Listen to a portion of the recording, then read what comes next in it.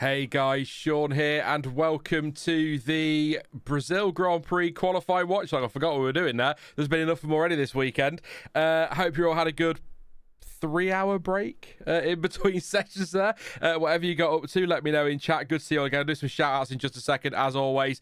Got some news on Gabriel Bortoleto to share with you as well. You've already been talking about it in chat, but for those who aren't watching chat, I'll still go through the stats for you as well that came out. Some pretty big G-forces involved, and Sauber are working their backsides off to get that car sorted. Let's see if they can get it out in time. There's a possibility they could, so it's not as slam dunk as we felt after the sprint that he won't be in qualifying, but they might do it. Let's see. But yeah, we'll go through the sprint result as well shortly too. So hope you're all having a good one. If you weren't here for the sprints earlier, I hope you've enjoyed the weekend's action so far.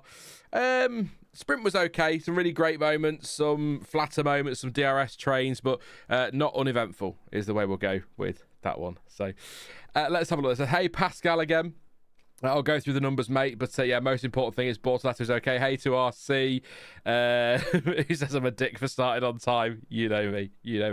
Hey Dave, hey the Hat Brushed as well. Hey to Neelish, to Fud, to, I think I said Dave. You can get another one, Dave. There you go. Hey to Michael, Ayinka, and to Carl as well. I hope you're all doing well. Say hello in chat and I'll give you a shout out in the first couple of minutes of the stream. But I'll run through the sprint result quickly in case you weren't with us earlier. I didn't watch it earlier. I should say spoiler alert, but I think we'll be on that point. Lando Norris won the sprint, not comfortably, but I think comfortably enough, really. Kimi Antonelli, P2, gave him a bit of a a bit of drama later on, a bit of a challenge, but didn't quite pull it off. George Russell P3, Max Verstappen 4th, Leclerc 5th, 6th for Alonso, 7th for Hamilton, 8th for Gasly, 9th for Stroll, 10th for Hadjar, 11th for Ocon, 12th for Bearman, who has been given a 5-second time penalty, but not for what we thought he was going to get a penalty for. Get into that in a moment. Lawson P13, 14th Tsunoda, 15th for Sainz, 16th for Hulkenberg, 17th for Albon, then DNFs for Bortoleto, Piastri, and Colapinto. Now, Gabriel Bortoleto, first thing to say, absolutely, he's okay. There's nothing to worry about there at all. He's fine. However, the numbers involved, if I can find them, I did jot them down very quickly, but the numbers involved were pretty enormous, really. So his first impact, so he sort of, when he lost control of the car, he was traveling at 339 kilometers an hour. So that's pretty quick. I think we can agree on that. He's then lost control of the car. His first impact into the wall on the inside was recorded by sensors at 34G. And then his second impact, which was the one where obviously he's then gone across the track into the runoff and smashed into the barrier, was 57G. That is insane. And somehow he gets out the car. Well, not somehow. The excellent work of the FIA over the years to make these cars as safe as they are. Hopped out the car and ran back to the pits. Madness. There is talk of a new chassis being ready for qualifying, but nothing official as far as I can tell from Sauber just yet. Hopefully they can get him out for qualifying, but that would be quite the turnaround. So the numbers involved for Bortoleto, enormous. And he's fine. So there you go. The FIA will often sit and talk about their weird decisions and moan about their inconsistencies, but we have to, when these things arise, we have to remember that, I see, and I mean, I respectfully to people's religion, but I see people all over Twitter going, "Oh my God, thank God." No. Thank the FIA, thank Professor Sid Watkins, thank the people who actually made these cars as safe as they are. So if you're religious and you want to thank the big man, go for it. But I'd maybe put the praise where it belongs. And I know, thank God is an expression, by the way. I'm being slightly tongue-in-cheek and facetious. So, but yeah, no, it's great work from the FIA, so credit where it's due. The other news really since qualifying, Franco Colapinto's car is still being worked on. They've shown that on Sky. The barriers are up, so hopefully they can get that sorted. Look, if Bortoleto makes qualifying, there's no reason why Piastri and Colapinto won't, but let's see. And Ollie Bearman has been given a 5-second time penalty, interestingly enough, not for the incident at turn 4, but for the potential dangerous driving, or the, as it turned out, actual dangerous driving on the run to turn 4. So that moment that really, I was going to say, got my back up is probably pushing it a little bit. I'm probably maybe over the top. I don't think I got that annoyed by it, but just made me go, that's a bit naughty. When he sort of shoved him onto the grass on the run to turn 4, that is what he's got his 5 place. Was it 5-second time penalty? Let me double check with the FIA. They did put a document out, which I didn't read properly. Evidently. Let's see. Infringement. If this opens where I don't want it to open, I'll get really annoyed now. It doesn't. That's fine. 5-second time penalty, 1 penalty point for a total of 9 for a 12-month period. His first points, by the way, I don't think drop off until May. So Ollie Bearman is right on the brink of a race ban here. Couple more incidents and he's going to hit 12 and that'll be that. So I'll quickly read it to you. So after losing momentum at the exit of turn 3, Bearman was approached by Lawson, who had greater speed and was in the process of drawing alongside on the straight towards turn 4. Lawson attempted to move alongside, but Bearman moved to the left, leaving insufficient room and forcing Lawson to place 2 wheels on the wet grass. Although Lawson managed to keep control and avoid contact, the manoeuvre occurred at high speed and created an unnecessary risk. The stewards consider the move by Bearman constituted potentially dangerous driving in breach of all of that for the International Sporting Code. As no contact occurred and Lawson was able to maintain control and considering consistency with comparable previous cases, the stewards deem a 5-second time penalty and 1 penalty point to be appropriate and proportionate. So that's the ins and outs of it. Thrilling document. But yeah, so the investigation we were questioning and umming and ahhing about down at turn 4, that wasn't what it was for. It was for the run to what Jimmy Jigs to turn 4. There you go. So 2 dropped off last weekend, but he's still got I think the next one is Mayford, I think. I believe. But let me know if you know differently. Please do tell me, because I haven't got all the penalty points in front of me. But that's what I think. It's going to be May for his next one, so he's going to have to walk a bit of a tightrope between now and the end of the season, and indeed next year, to the point where I wonder if actually maybe is it worth trying to get a ban. Also, just to let you know, because I've just twigged myself, you might hear a lot of bangs and whatever outside. The mic might not pick it up, but you might hear them. Just a reminder for those who aren't in the UK, it's 5th of November, Guy Fawkes night early this week. So last weekend and in the middle of the week and all this weekend, it's just fireworks everywhere. So fortunately, my dog doesn't give a damn. Baxter really does not care about fireworks. Crazy. So yeah, that's the situation as we are now. We are now going into qualifying. Championship-wise, 9-point lead for Lando Norris, thanks to Oscar Piastri's crash. Hopefully, Piastri can sort of dust himself down, get on with it, and turn his season and his weekend back around, because it's all not looking good. Not looking good at this stage. But momentum, I don't know if are you a big believer in momentum? I don't know, but momentum certainly seems to be with Lando Norris at the moment. I said it in the sprint race watch-along, sort of all the bad luck that Norris was having has now fallen on Piastri, and the mistakes that Norris was having have now fallen on Piastri, and it's incredible how that's kind of swapped around. But the worst possible time for this to be happening to Piastri now. It's 9 points is nothing. I kept saying it. Norris retires tomorrow, Piastri wins, it's back in his hands. So it can turn so quickly. But given how far Lando was off, I mean, that is quite the turnaround, isn't it? So yeah.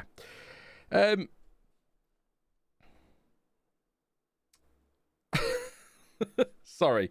Anyway, I won't read that one. So 78% humidity, but only an 11% chance of rain in Sao Paulo.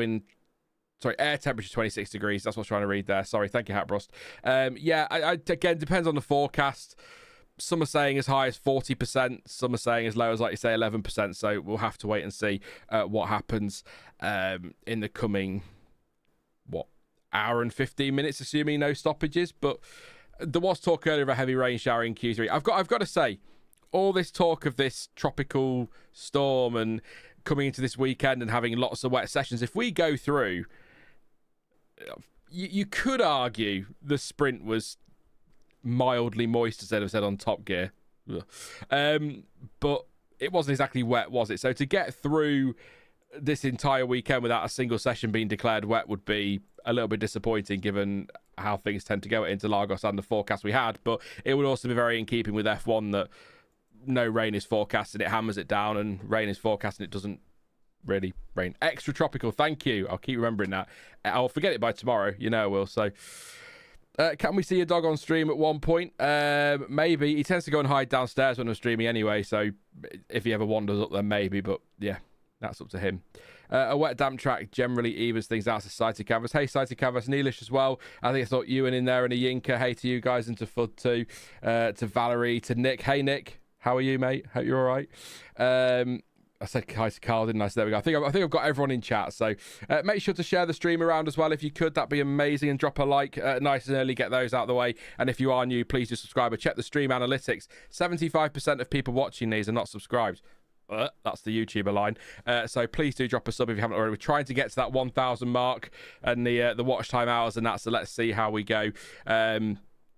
Live here until after qualifying, obviously live tomorrow over on the F1 Word, probably with the race watch along, and then I'm going to be live in midweek with John T, and then there'll be some videos next week, and we'll start to ramp stuff up over time. But nice and steady start, get it right, and then we'll go from there. But I expect Las Vegas next weekend to be a curveball. Mercedes should be great with their tyres, while last year McLaren struggled with their too good tyre temp control. That's from Neelish, yeah.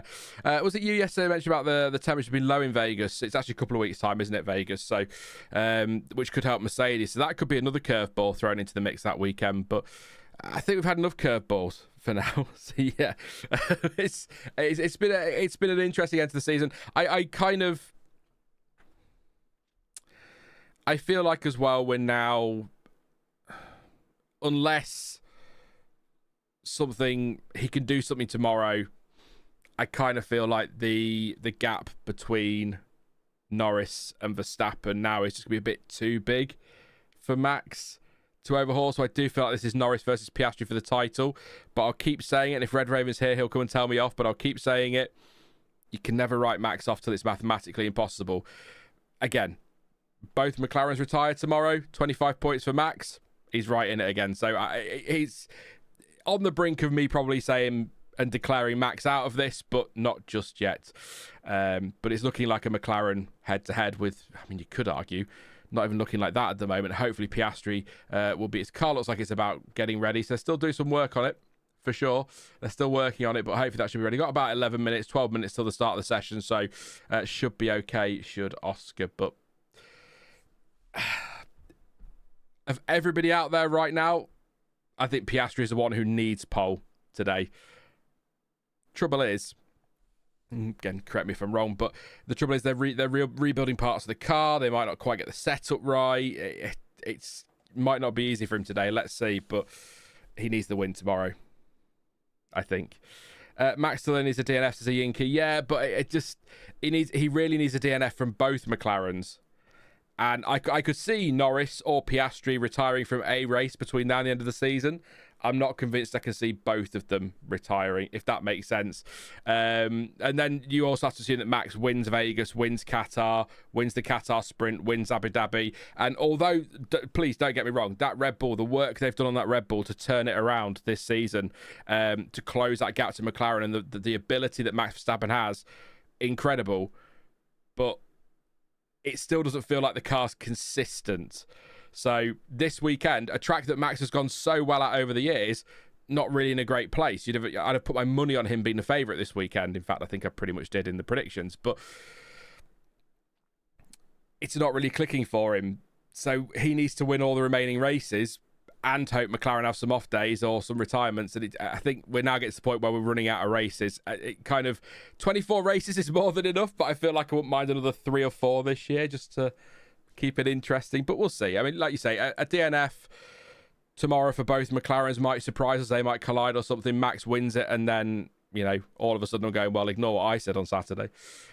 It's tight. It's tight. But I think most likely between the two McLarens. I think I said that in the predictions video I did as well. So Piastri getting pole, too much damage to repairs to his car, and confidence will be shot after the crash in these conditions. Oh yeah, I'm not saying he will get pole sighted canvas, but I think of everybody out there, I'm going to put the fan, it's getting warm in here with that PC, sorry. Out there, he really is the one that needs pole position, doesn't he? So start to quality to be delayed, says Fudd. Is that actually officially official, or I've got nothing on the... Oh, I haven't got my timing open properly yet. That's why we need to go to the what we'll see in a bit. But if the track is dry, says Valerie, Oscar, a chance of getting pole, but as long as it stays damp, he's not going to have the confidence. Yeah. This is the time of the championship where engines will begin to expire. That's a good point. I think everyone's pretty much on a penalty, aren't they? So I'll go... Yeah, okay. So start of qualifying to be delayed. I will head on over to the Twitter sphere and see if... Look, say what you want about it. It is a bit of a cesspit, but I do find that for quick updates, Twitter is actually still pretty good. So the start of qualifying has been delayed due to barrier repairs at turns 10 and turn 11. Has there been a race since... That's a fireworks, Sean. I thought the PC was blown up. Has there been a race, like a classic race or some sort of support category, a Porsche here this weekend? Has there been an accident down at turn 10 and 11? Because I can't think...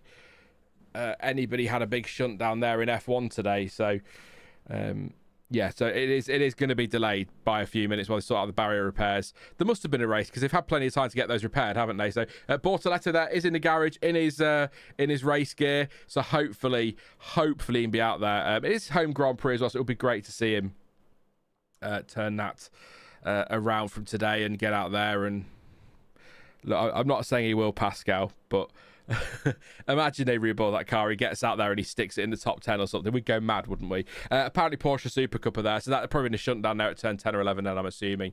But yeah, we'll get set up for the watch along shortly. They are just going to adverts at Sky, so they'll be about ready to kick in the music. So let's do some predictions. Let's see your predictions, your pre-qualifying predictions.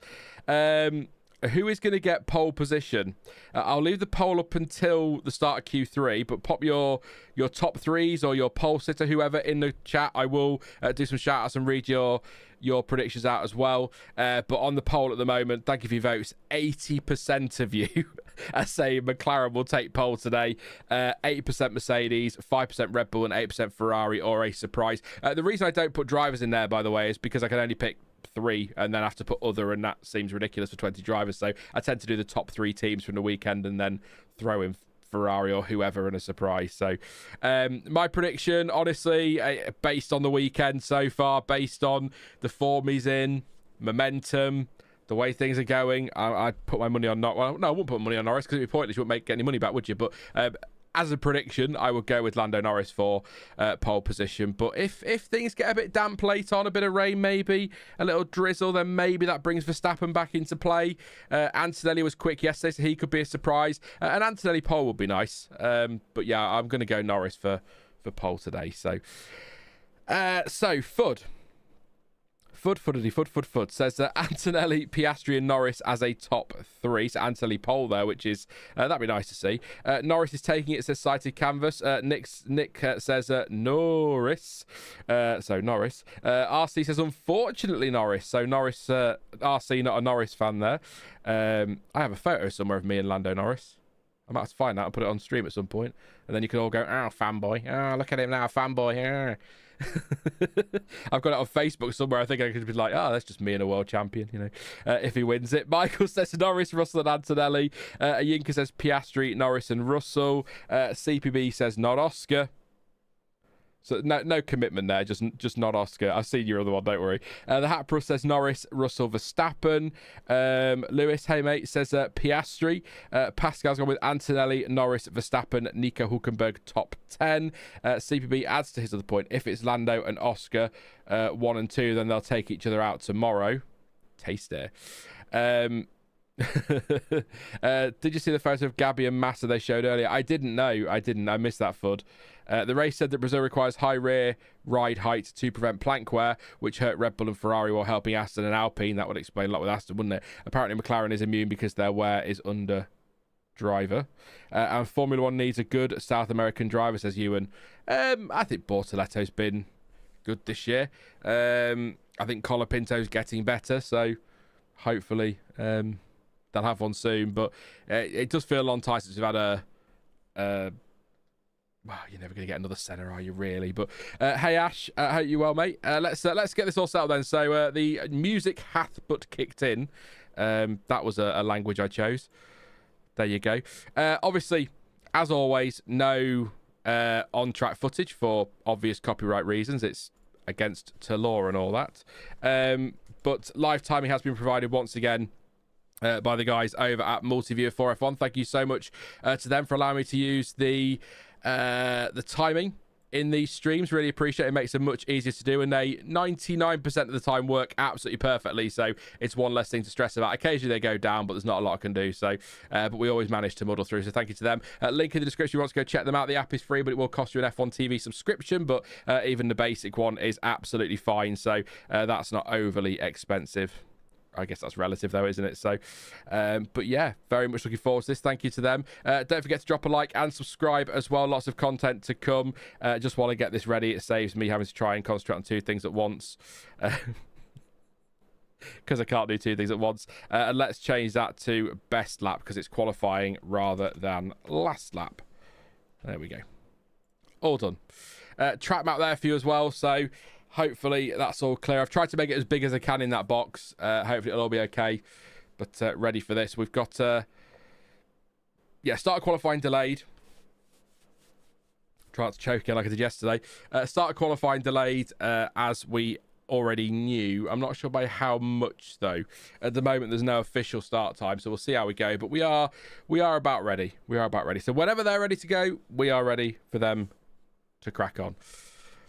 So it's not a red flag, so I can't put the red flag up because it's not a red flag, but there you go.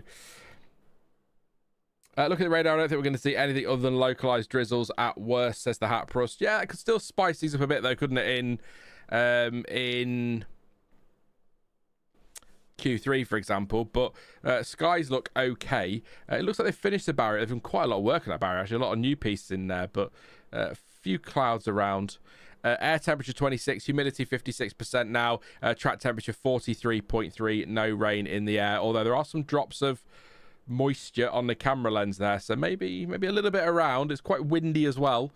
7.2 kilometers an hour apparently from the north, according to multi-viewer, but the flags were certainly moving. Now that's that Gabriel Bortoleto, I believe, banner that they've been putting around the crowd all weekend. Got a lot of support, understandably, home Grand Prix, so but yes, we've got repairs at turn 10, 11 barriers. It look like they've finished, so we might be ready to go in sort of 5 minutes time, but there you go.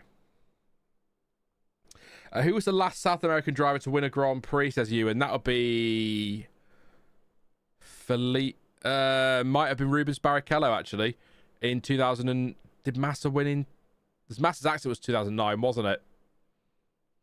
And that kind of, he never won again after that. So my guess would be Barrichello in 2009, Braun's title winning season. Maldonado.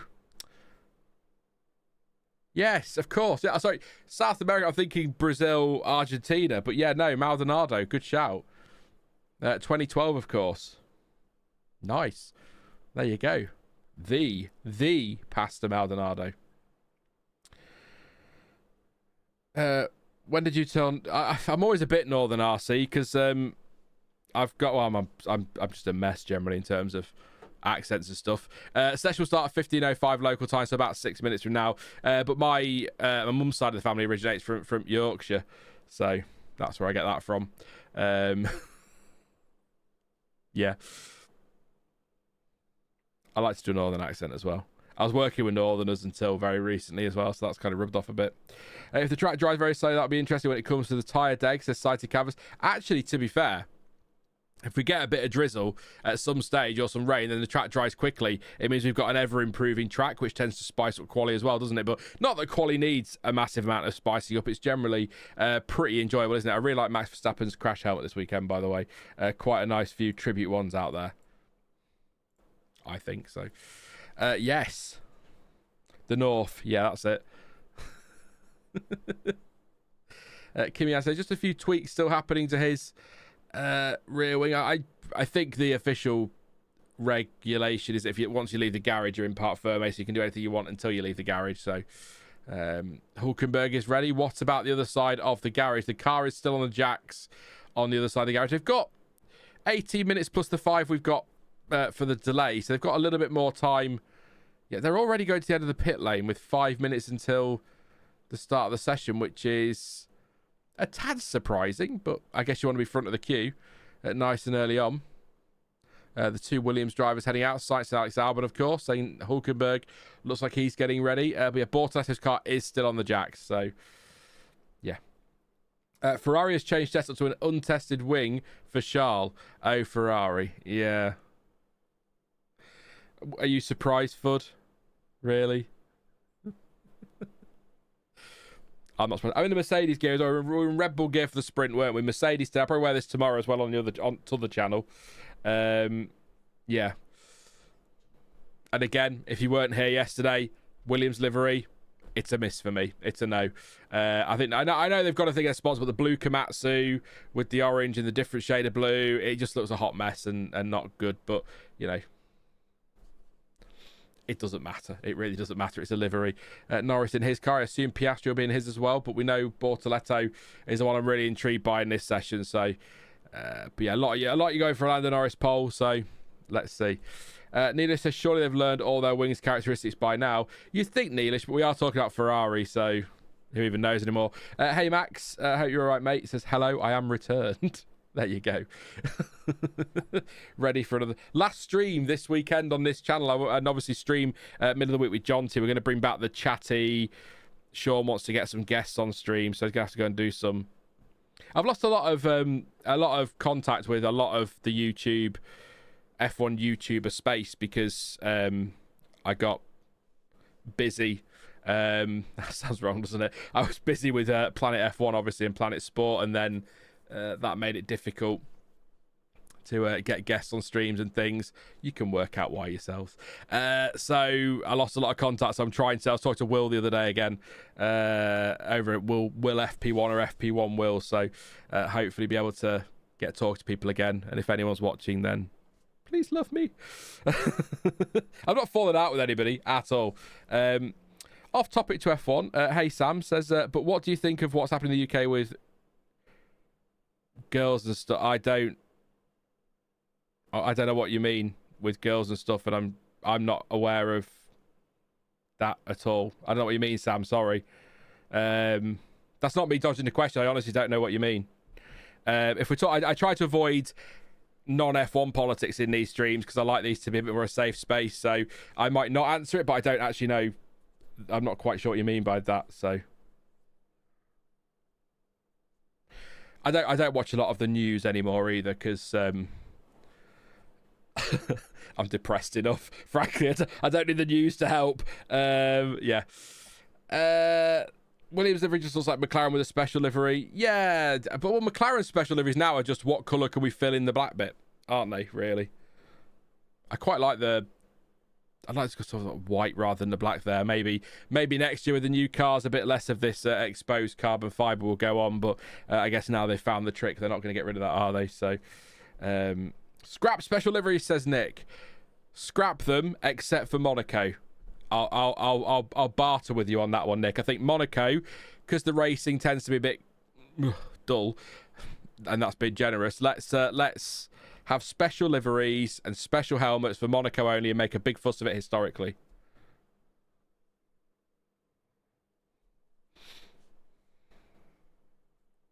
I got a minute to go as we look at Jos Verstappen in the garage having a wonderful time, I'd imagine. I don't know. It must be, I'd love to be in an F1 garage for a session one day. Just stood there and been like, wow, you guys are nuts. Absolutely nuts. I started watching the news 6 months ago to wonder over my mental health. It was utterly miserable going to bed having watched a bulletin full of misery half an hour before bed. Yeah.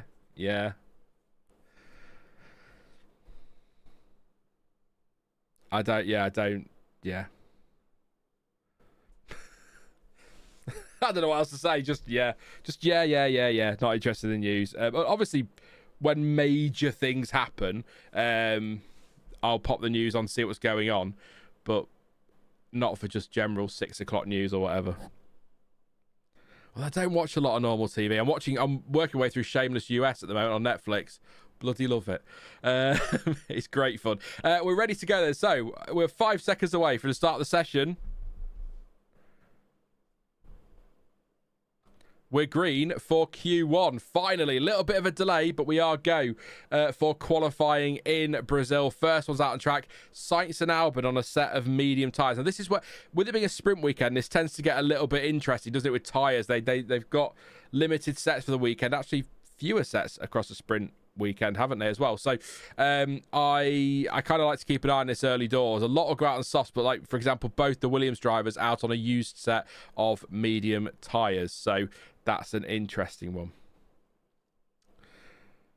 Aren't they charging $200 for just parking at Silverstone this year? It's something like that, Neelish. Yeah, it's a ludicrous amount of money. I guess they have to pay for security, but then they say that it's your responsibility if your car gets broken into, so maybe not. I don't know. Who else? Somebody else like the Gasly on the medium tyres as well. So, yeah. I need to add, actually, a tyre life thing. You've just reminded me, Fud. I meant to do that for this. I'll try not to take too long over this, because sometimes I get a bit... I just wanted to tyre life, if I could, on my own display, so I can tell you how long... There we go.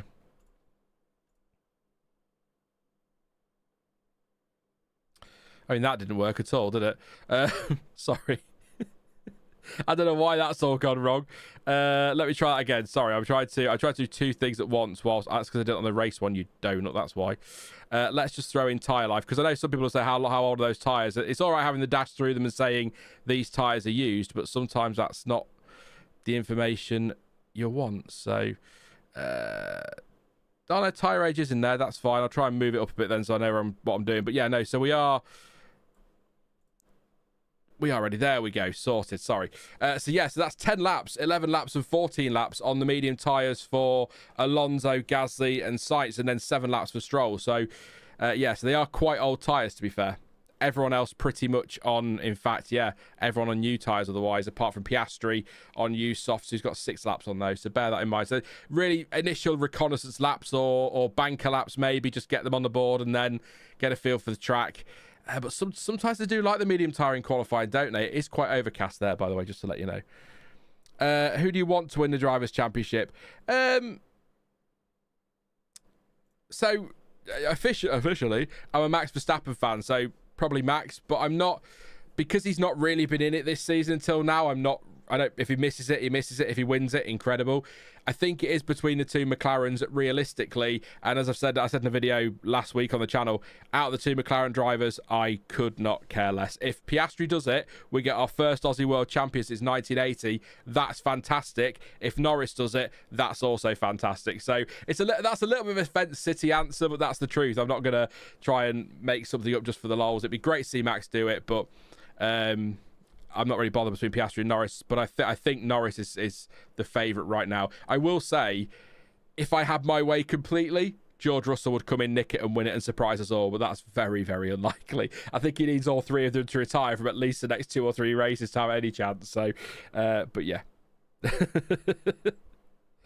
Really more broken clouds than overcast. It depends. When they were going through the middle sector, it looked a lot darker, but now they've come back on the straight, it looks a lot lighter. So, we'll see, but a little bit overcast in the middle sector then, we'll say. That's probably where I'm at with that one. I'm a Red Bull fan, so I want Max to win, otherwise I want Piastri to win, says RC. We know that because you don't like Lando. Fireworks, goodness me. I can't even see him. Curtains are closed.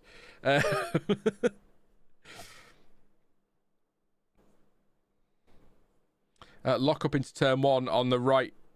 Actually, brakes really hot there on Oscar, so a lock up for him into turn 1, but they are on really used tyres. So Hamilton deep into the first corner as well. Of course, got knocked out in SQ2 yesterday. So yeah, as Kimi once famously said, the guy who scores most points wins the title. Exactly. There you go.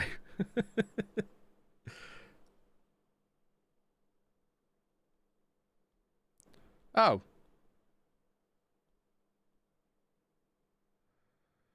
Apparently Lawson got a penalty as well, Crofty's saying. Did I miss that earlier? Did I mention the Lawson one? Oh yeah, he did. No, he has. He's had that came through 10-15 minutes ago. Yeah, so Lawson also got a penalty for causing a collision with Bearman at turn 4 in the sprint race, even though by the racing guidelines Lawson was more than whatever. He got a penalty point. And he got a 5-second time penalty, which means nothing for the sprint race anyway. But, yeah. I mean, I think that was a racing incident. Lawson was well alongside. His right front was alongside the wing mirror of Bearman. And Bearman left just enough space. But, hey-ho. Doesn't really make any difference to anybody, does it? As long as Bearman will get a ban for his penalty. But, yeah.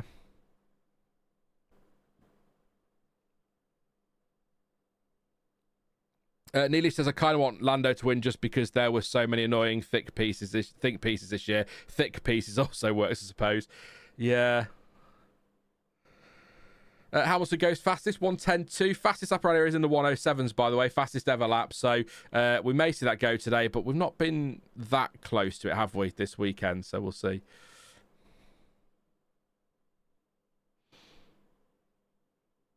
Hulkenberg goes P3 in the Sauber. 12 minutes left in the session, so we'll see what happens. Basically, they couldn't tell if he was far enough alongside the apex, so they penalised him, says Fudd. Okay. I mean, you think they'd have enough camera angles, wouldn't you, between them, but obviously not. Okay. Look, it's not really changed anything to Lawson's...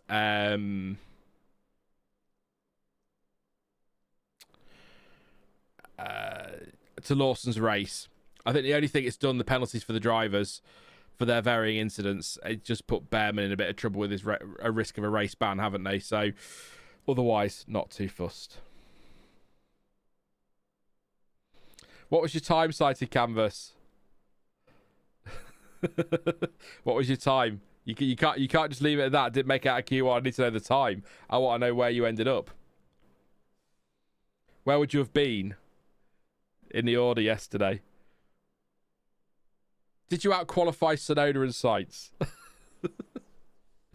Russell then starting his lap. We're going to watch a little bit of this on board through the center S's, turn 1 and turn 2.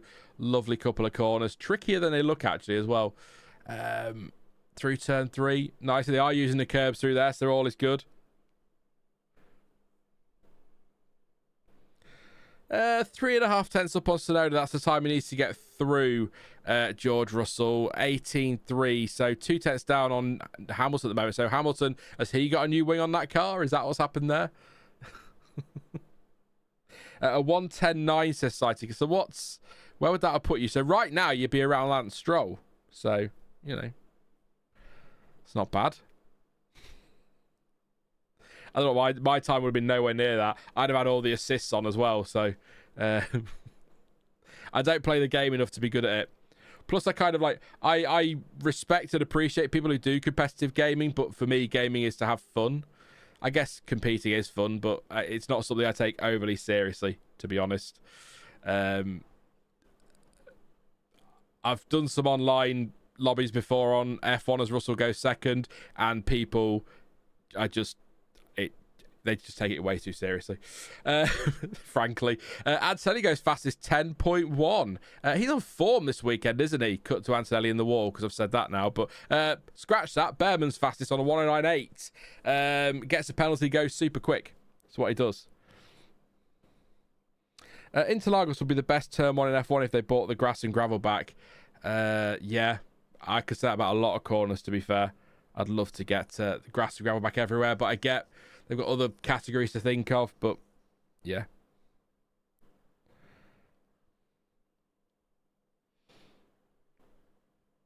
Bortoletto still not on track, by the way, just to let you know. If I'm sure Fudd will let me know, but or somebody can let me know if they've said officially if he ain't getting out or not. But we'll see. But yeah, now everyone is on fresh tyres apart from Hulkenberg and Verstappen, just to let you know. Leclerc on the mediums, apparently, so that's interesting. Only goes 7th, but it's only 300ths off Norris, who set his time on the soft. So the medium actually not a bad tyre over 1 lap initially. Obviously the track is going to ramp up a lot as Stroll goes 3rd and Alonso 4th. Track evo will be high. We've had rain as well, so they're putting the rubber back down, so this is going to be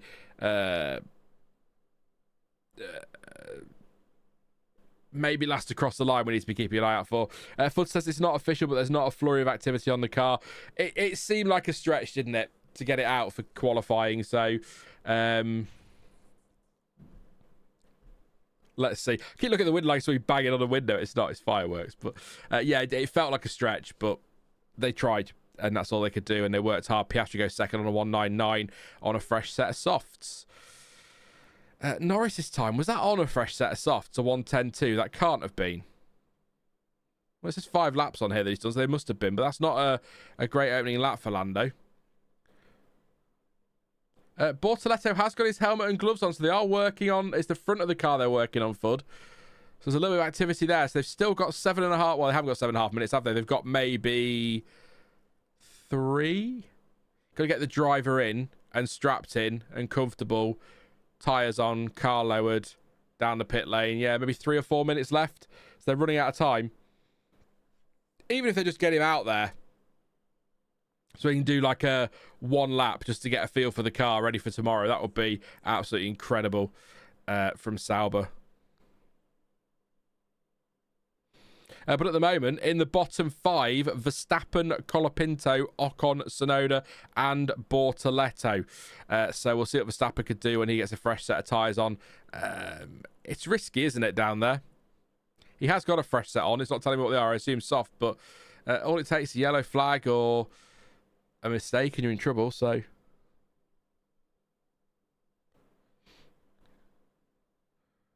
At 110.1... is where Antonelli's at. Crofty's about, do we think we're safe? But that's a 110.1. We'll see what the cut-off is. That'll come up on screen shortly. Hopefully I'll catch it. Yeah, I mean, if they get him... P19 says sighted canvas. That's where that's where they're at the moment. Look, you know, you're ahead of Tsunoda, which is something. Bortoletto's not been on track, so you can still have that. You're not last. All right, it's fine. I'm not mocking you. I'd have been a 1:15.8 or something, so it's okay. Backwards across the line somehow.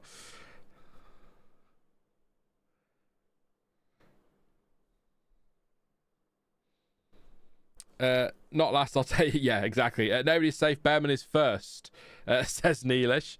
1098 and a 1099 are your top two times at the moment. So Verstappen improving. 18.1 puts him quicker than Bearman in the first sector and a little bit slower than Piastri by less than a hundredth of a second. In fact, a few thousandths really. So, but not a great middle sector from Verstappen. 36.4.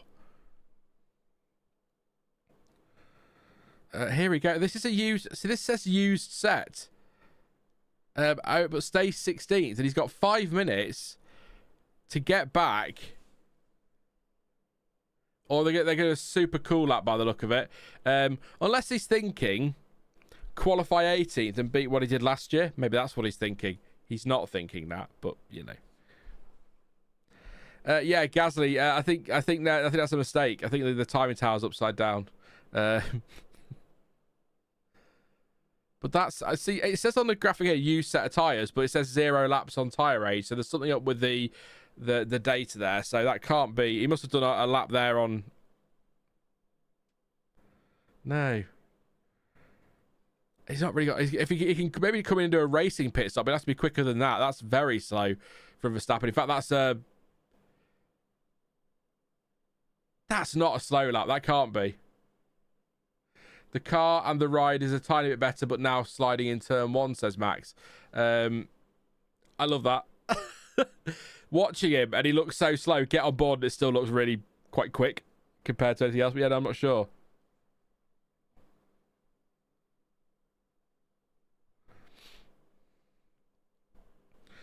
It's big slide in turn 9. Lost himself half a second there, probably. Well, they say officially 0.41.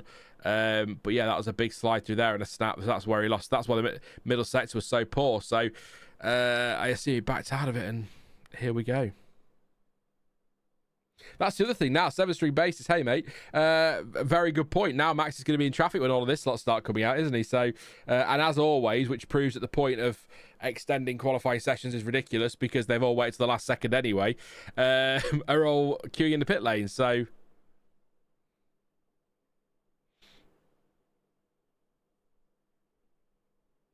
interesting.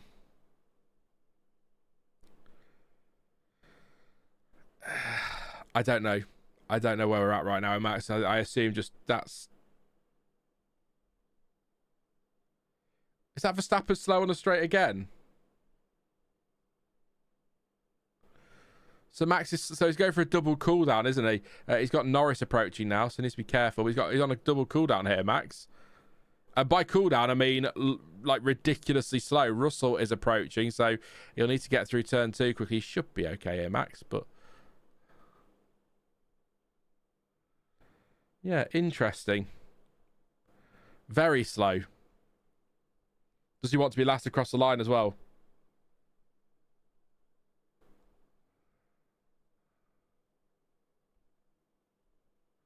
Uh, 10.3 is the projected knockout, so that's really Hadjar down, maybe Norris in there as well that are under big trouble here, but I know they're on 110.2s, but you want to, that's a risk, but then I say that and Norris does a purple first set, so I'm just holding my nose in case I sneeze, sorry.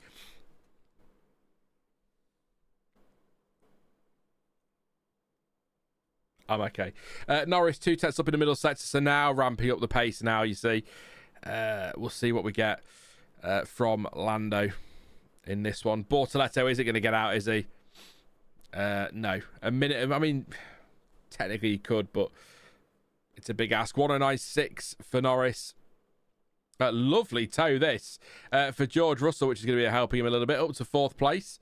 That'll help him through. Leclerc personal best first sector. Starts sliding through turn 8. Doesn't look a totally steady car, does it, that Ferrari? But I guess that's why when you strap on an untested wing or a wing that hasn't been run all weekend. Tsunoda is not improving as well. He's 19th at the moment. I mean, Red Bull, the car isn't in a great place this weekend, clearly, is it? Verstappen's going to get a lovely toe off Leclerc here. I wonder if that's what he's thinking. He has latched onto the back of him. That's what he's doing. This is going to be a big finish, isn't it? So Leclerc's giving Verstappen... I assume Leclerc's going to basically stop over the line and let Verstappen go. Doesn't want to give him too much of a tow. We're not going to watch Verstappen's lap, so I'll keep an eye on the timing tower for you, because at the moment we're losing Sainz, Verstappen, Colapinto, Tsunoda and Bortoleto. Bortoletto's out. He won't be on track, so that is that. They worked hard, but they didn't quite get there in the end, Sauber, so they try. Tsunoda improving in the middle sector. He's been pretty much nowhere all weekend. Verstappen's 2 tenths up on the time he needs to get through, so that's something. But Tsunoda improves to P18. Tsunoda is out. Bortoleto is gone. We know that. Verstappen, like I said, 2 tenths up on the time he needs to get through. But are they trying to save a set of softs down at Red Bull? Is that what's happening here? I don't think that's worth the gamble if you're risking getting knocked out. Gasly goes second on a 109.8, which goes back to the theory you were talking about in chat, with Alpine being stronger here potentially. Leclerc 5th, Hamilton 7th. Verstappen is down on a time he needs to get through overall, even though it's a better middle sector. Max Verstappen in genuine trouble here. The checkered flag is out. Max comes to the line. He needs a 1:10.2 really or better. Oh dear. It is 16th place for Max Verstappen. He is out of qualifying. Jos Verstappen storms out the garage, ready to sort him out later, I imagine. But 16th place for Max Verstappen. That is a big surprise. What was he doing then? They must be trying to save a set of soft tyres. Hey, Paula. I'm all right, thank you. Are you?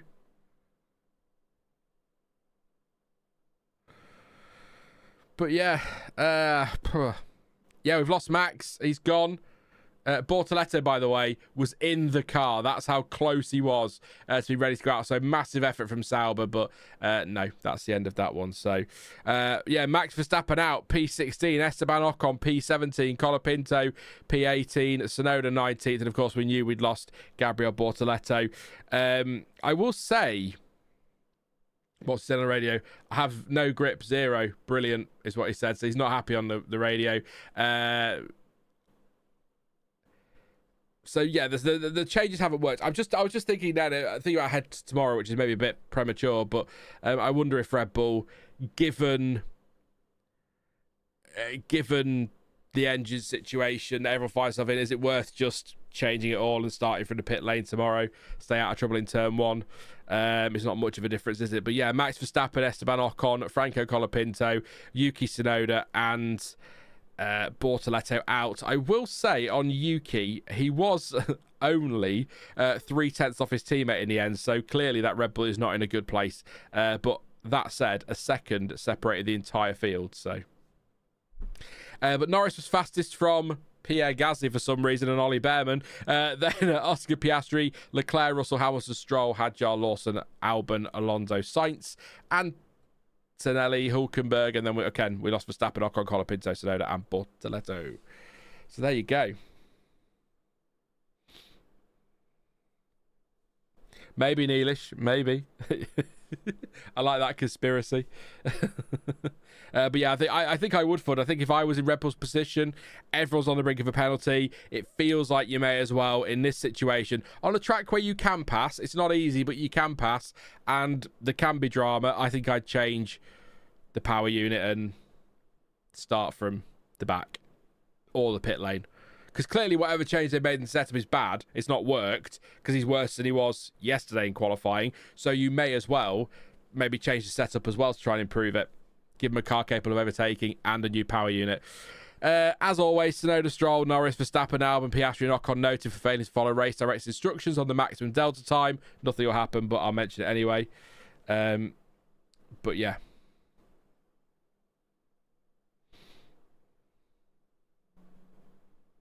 Oh no, max delta times. Yeah. I think it was 2021 sighted canvas I have in my head. Was the last time Max Verstappen got knocked out in Q1.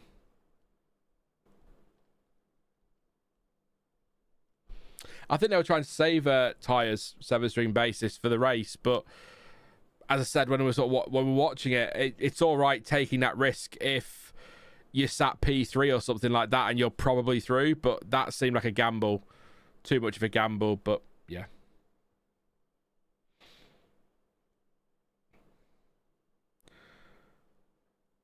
just want to see what this... we're watching the onboards now with Karun. So, turn 1. Yeah, corrections through the center S. Not great on the exit. Turn 3 is flat in the dry, isn't it? No bother there. So, yeah, it's a long way off. Even before they get to that first line that Karun's looking at on the thing, he's already well behind Max. So, yeah. 4 years ago, apparently, Society Canvas was the last time he got knocked out. So, well, that's the info I have anyway. But I thought it was 2021. Possibly... No, it can't be Brazil. Was it? No. He can't have got... I don't know. Yeah, I'll say 2021. But Norris was fastest there again. I mean, he's been... Did he top FP1, Norris? Because if he topped... No, Max. I don't believe you. You're a liar.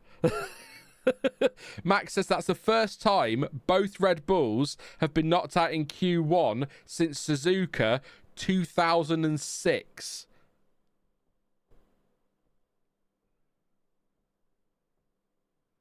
Really? I don't believe you. I'm not going to believe you. I think you're lying. I don't know. I'm joking. That's an insane stat. Norris did top FP1, so pretty much heading towards the perfect weekend in terms of the most important sessions, isn't he? So that is such a stat, Max. If that's completely... I'm just trying to think, because I feel like there must have been another time when they both knocked out in Q1, but especially given how that second car's been the last couple of years, or 3 years, or however many years. Wow.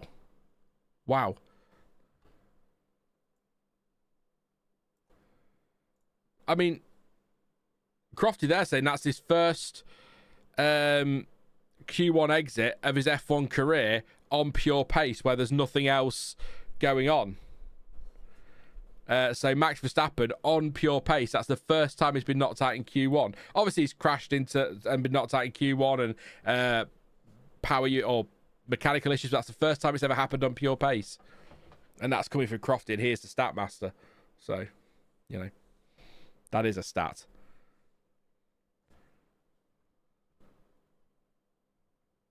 And apparently the 2006 race was the first one broadcast in high definition. So you got to see both Red Bulls get knocked out properly. That's incredible. Well, I was going to say something and it's gone. I was going to say something really important and it's gone, but it'll come back to me in like 10 minutes. I'll randomly shout it at you for no reason. You know what I'm like. So thank you everyone for tuning in, by the way, spending your Saturday evening with me. Hopefully no more delays. We are green for Q2, so ready for this. It'll be a little bit of a wait now to get going. A slightly later start, of course, with the barrier repairs needed because of the incident in another series. So... But yes, we're ready to go. Yeah, I was just going to say thanks for spending your Saturday with me. Hopefully, won't overrun too much qualifying today, but you never know. Red flags and maybe some rain if it does come. Looking less and less likely now, but you never know. You never know. But yeah, ready for Q2.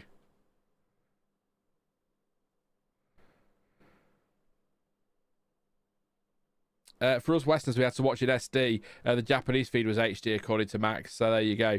They went to HD for the rest of the world in 2011 because F1 is slow to catch up with technology. Yeah. Lando is going to win this year's CPB unless he completely shits the bed in the next 24 hours. This does feel like it's quite a big weekend, doesn't it? All of a sudden. It probably was anyway, but it feels like a big deal now. 9 points the gap at the top, still very... I mean, see what happens tomorrow. It could all shift again, but he's looking very good this weekend, Lando Norris, on form. 2 cars on track, by the way, Alex Albon and Carlos Sainz, the Williams pair. So they're going to get a banker lap in, both on a set of used softs that have done 3 laps. So they are going to get their laps in and see how they do. Banker lap on the board. Sam says, sorry, Sean, I cursed Max. Told you he was going to be out of the top 10. Yeah... I don't think you cursed him.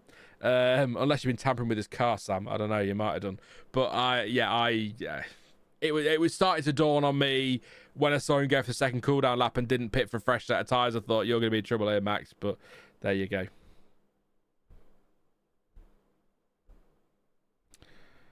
Japan was at the frontier of camera technology at the time, says Neelish, when the 2006 HD broadcast. That doesn't surprise me, actually, at all. Wasn't Japan the birthplace of the camera phone as well? I seem to recall a conversation with Jonty about that once. There you go. There you go. I try to, Sam. I like to read the chat because for me, the streams are very much about community, and there's not really much point in having a live chat and doing live streams if I'm not going to talk to you. So appreciate the kind words, mate. And I'm always going to look at chat. I might dodge some questions. I might not have an answer, but I'll always try and answer. Or you'll get the classic. So yeah, that I tend to deliver when I'm not sure what to say and move on to the next topic quickly. So thank you for your support. Make sure you're subscribed. Definitely make sure you're subscribed. It's a new channel, you see, so it's not. I'm not new. I've been around a while, kicking around on YouTube, but this is a new channel, so all subs and likes and shares and views in full are greatly appreciated. I know I waffle a lot, so that's not easy to watch me in full, but you know, at least you know what you get yourself in for nice and early. 7 stream basis, great stats and cool info there. I've got some good stats, yeah. Be sure to leave a like to boost engagement for the new channel, says Neelish. Yes, that's it. The key for me being able to continue to do this full time, I've got a few months yet before I have to panic, is to get to that threshold, 1,000 subs, 4,000 watch time hours. But once we've got there, I won't be focusing on numbers, so I won't be worrying too much about that. I just want to get there, so that's the goal.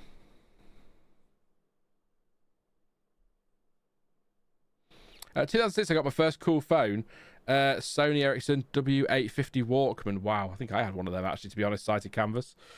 I think. So here we go. We got some cars on track now going for laps. We can start focusing on some action again. I'll keep an eye on the chat as well. But yeah, Charles Leclerc starting a lap with his untested front wing, as we're calling it. I guess untested for him this weekend, I suppose, is maybe the line there. But he's on his run to turn 4. He is 10th and a half up on Alex Albon. Not a great shot. Ooh. That was a genuine twitch on the exit of turn 4 there. Not like the fake spin I saw the Ferrari have out the corner of my eye in the sprint, which got us all excited for a moment.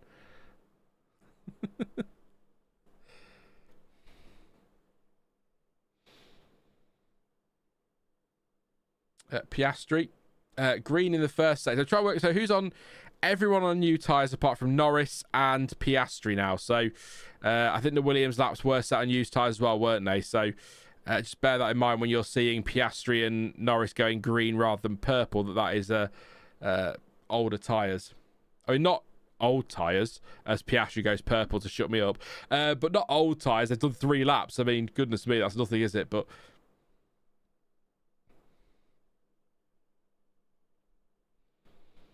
lock up at turn 1, Sam. Carlos in sprint quali and never really recovered from that as Piastri goes fastest on a 109.835. Yeah, quite a big lock up actually into turn 1 for Sainz yesterday, wasn't it? Or it seemed to be off board. Bearman goes fastest again, 109.7. Clearly, penalties help Ollie Bearman give him a boost in terms of speed this weekend. Hadjar goes third on a 109.9. So actually a really good lap that from Bearman and Hadjar. I know Piastri's on the used tyres, but they're in and around there, aren't they? So nobody on mediums, by the way. They're all on softs. Alonso, who was the star of quali on Saturday, arguably, but he goes P4 for now. 110 flat. Lawson now goes third and 109.9. Marginally 200s quicker than his teammate. Nothing in that. Leclerc not improving. Gasly and Hulkenberg are obviously improving. They've not got a time on the board yet. As Leclerc improves to shut me up. They do it deliberately.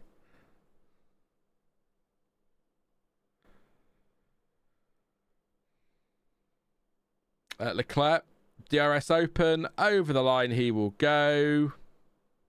Where is he now? 110.2 puts him 9th. Not great. Hulkenberg up to 11th, by the way, 10.4. And there goes Norris, goes third fastest. Purple final sector. Both McLarens on used tyres, again, just to remind you. So, Gingerfest says, Formula Sean shows up in my recommendations feed. F1 Word hasn't for over a year, despite being subbed and notifications on. So this channel is doing better than that. That's good to know. That's info that I don't get, really, because I don't tend to see that side. But that does remind me very quickly. There was a comment left that I want to read, and it might answer the point that you're making. It came from Cynical Ninja. I'll keep an eye on this. And it was on the F1 Word channel, and it said, I've been subbed for a long time, and honestly I'm watching less and less since the big change. If it's not your video, Sean, I'm just not interested in listening to someone else. I didn't subscribe for them all those years ago, so I very much welcome the second channel. I suspect that's a big factor in why this channel's doing well, but obviously YouTube is going to push a channel that's doing quite well with views. So a 600 subscriber channel with a video with 13,500 views on it, it's going to push it. So we'll take advantage of that. Lots of video. It's not just going to be streams. There'll be lots of streams over here, lots of videos. Back to the classic Sean talking crap and winding you all up with his terrible opinions. F1 Word content. Can we stop qualifying now and have this grid? I mean, I'd take that. We've already got Verstappen hopefully coming through tomorrow. Leclerc would be coming through, wouldn't he, from down there in 13th. We've got Bearman on pole. I mean, this is 15 years-ish since Nico Hulkenberg's surprise pole position. Could Ollie Bearman take Haas's sort of second pole position at Brazil? Got no grip, feels rubbish. We're missing something here. I don't know what, says George Russell. Yeah, the Magnussen pole was fastest in qualifying, but pole was set by the sprint, so he wasn't actually pole. It's a really frustrating thing because pole position is when you line up on P1 for the start of the race. It's not the fastest time in quali. It's always provisional pole. So Magnussen both is and isn't a pole sitter in Brazil. Unless that's all changed. But yeah, Magnussen doesn't technically count in the official records. But if you actually go to the Wikipedia page, it says that Magnussen was on pole. So I don't really know. It's the problem with sprints where if you like stats like me and you love the record books, then sprints are a nightmare. You know, Antonelli has not ever had an F1 pole position, but he has had a sprint pole. It's just annoying. It looks like not Lawson. Antonelli has been down to the weighbridge. Outlap is the incomplete. Lazy Medico. Hey, Lazy Medico. Hope you're well. Says, what is an outlap? So, yeah, your outlap is, as Neela says there, it's the incomplete first lap you take when coming out the pit. So you exit the pit lane, do your lap, and then you start your flying lap. And then an in lap is the opposite, basically. So. Both Jan and Kevin Magnussen are great. Jan Magnussen, that's a name, Paul. I know we're talking about Magnussen, but yeah, remember, I think that's with Stewart days alongside Rubens Barrichello. Yeah. They were a fun team, weren't they, Stewart? What are they now, Stewart? They are Red Bull, aren't they?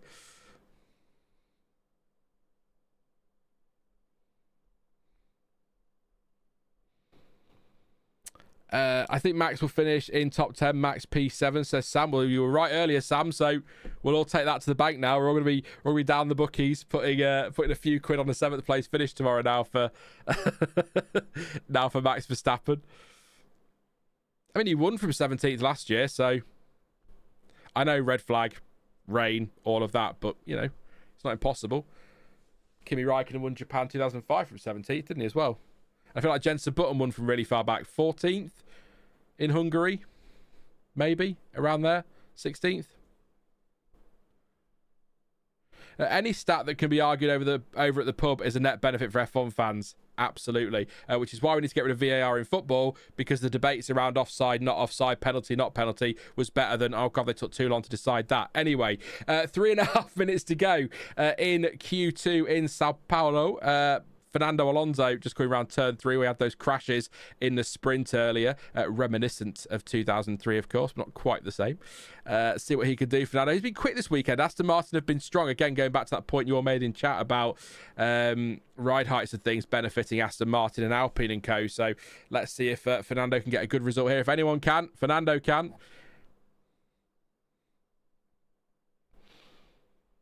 Alonso then coming through turn 9. I always get confused. I swear that used to be turn 10 once upon a time, but it probably wasn't. Miss Q1, anything major happened, says Jack. Well, Jack, we lost Max Verstappen in Q1, unbelievably. According to Crofty, the first time in his career that he's been knocked out in Q1 on pure pace alone. So no crash, no engine problems, just pace out. And first time both Red Bulls have been out since 2006 in Q1. There you go. That's your caught up, Sam. Alonso doesn't improve. His position stays 8th. Leclerc isn't improving. Actually, not anybody really out there at the moment improving, but still got a few to start their laps. But at the moment, we're losing Gasly, Stroll, and Leclerc. We're not losing Hulkenberg anymore. He's through. Hamilton in the bottom 5 now. Sainz as well is in there. So, yes. I didn't know that, Paula, about Jackie Stewart. Interesting. Better in the middle sector for Leclerc. Just over 2 tenths up on the time to get through, which is Albon at the moment on the bubble, by the way. Everyone's starting their laps. Anybody? No, plenty of time yet. Everyone should get over the line. So Leclerc goes third on a 109.801 as we come up to a minute and a half left in this session. So this is going to be an interesting finish here. Norris is purple in the first sector, by the way. Over the line goes Gasly up to P5 again. Looking good out there. 109.8. Alpine looking okay at the hands of Pierre Gasly. Interesting. But that's now put Hulkenberg back on the bubbles. He's going to have to try and go again if he can. He's only got time for one call out, which he's on now. So he's got to get straight on with it, is Nico. Norris is absolutely flying. Is he going to go purple in the middle sector? He does indeed, by a 10th over Bearman. This is a fresh set of tyres, though. Of course, Piastri and Norris set their first times on used soft. So this is why the pace is there. This is very McLaren in control, isn't it, at the moment today? Norris goes fastest, 109.616. We'll see what Piastri's doing. He's not flying. In fact, he's half a second down on his teammate in the first sector, so not great in the second sector either. Is he warming up for a lap? That'll be why. That'll be why, Sean. He's on that lap. Here is Hamilton. He's... Oh, I tell you what. He's on the bubble here, Hamilton. He's half a tenth down on the time to get through, but he is personal best. It's all about this final sector for Hamilton. He was knocked out in SQ2 yesterday. Lewis Hamilton around the final corner, over the line, is out of qualifying again. P13 doesn't improve. We had a brief yellow flag out there. That is the end of Q2. Still got Q3 to come. We've got some drivers coming over the line now. Hamilton is out. What a grid this is shaping up to be, by the way. Shaking his head in the car. I imagine we'll get a similar radio to yesterday where he said every time. Yes, so is that everybody? I think everyone's done. What's Lawson doing? He's through. Hadjar's through. So, yes, so wow. We'd already lost Max Verstappen. We've now lost Lewis Hamilton. So I'll go through the order. Norris fastest on a 109.6. Bearman just over a tenth behind in second. Then it was Antonelli, Leclerc, Piastri, Gasly, Russell, Lawson, Hadjar, and Hulkenberg. And then we lost Alonso, Albon, Hamilton, Stroll, and Sainz to add to Verstappen, Ocon, Colapinto, Tsunoda, and Bortoletto. So what a top 10 that is. That's very... What was the word that Red Raven kept saying yesterday? Unusual. That was very unusual. Top 10. 2 McLarens, yeah, sure. 2 Mercedes, yeah, sure. No Red Bulls. A Haas. 1 Ferrari. 1 Sauber. 2 Racing Bulls and an Alpine. Interlagos things. That's what we just need to have written somewhere. Is that traffic for Hamilton? I mean, he wasn't exactly flying anyway at that point, but... He's all over. The car looks awful for no shots. He's correcting constantly through the final corners. Is it Jumshao, the final corner? I can never get the pronunciation right, so I never bother with it. But yeah, wow. 0 World Drivers' Championships in Q3, says Neelish. You're right. I had to check, but you're right. Yeah. Hamilton does at least have a pleasing time of 1:10.100. That's true. I'm sure when he sits down tonight, Fud, he'll go, well, at least it looks quite a pleasing time. I imagine he's quite annoyed. But yeah, through goes Nico Hulkenberg. So a very happy Pascal in chat, as you might expect. So I am going to end the poll. Let me know very quickly before we get into Q3 your final predictions. Who will take pole position? I think I'm going to see a name beginning with N in there quite a lot. But yeah, get your predictions in. I'm going to stick with mine. Lando Norris for pole. But in the poll itself, McLaren 71%, Red Bull 14%, Mercedes 9%, and Ferrari, or a surprise 6%. It ain't going to be Red Bull. So yeah, a lot of you pretty much going for McLaren. So I am going to stick with Norris for my poll. But I'd like a twist. I'd like a Bearman to be able to keep it together and be up there in Q3, and maybe Antonelli getting what he couldn't quite get done in the sprint get that pole position. But Norris is looking pretty good, isn't he? He's looking pretty good out there. So track temperature, the Hatbrust, is at 38 degrees at the moment. So yeah, 38 degrees for track, 26.1 air, 56% humidity. Christian says that, where's Max? Max is out. He got knocked out in Q1 just on pure pace. The car, no grip at all. So he was knocked out in Q1. We've also lost Hamilton in Q2. So getting quite a grid there for tomorrow. Pascal says, yes, a long last. Nico in Q3 for the first time in Grand Prix qualifying this season. Is that? I could have sworn Nico had been in top 10. Maybe I'm thinking sprint qualifying. But yes, so Pascal's going with Antonelli for pole. I'd love to see that. But yeah, I'm yeah. Doug Cross says, John T with camera knowledge, question mark. I don't know what you mean, mate. I might have missed something in chat, so I can't elaborate any further on that, but yeah.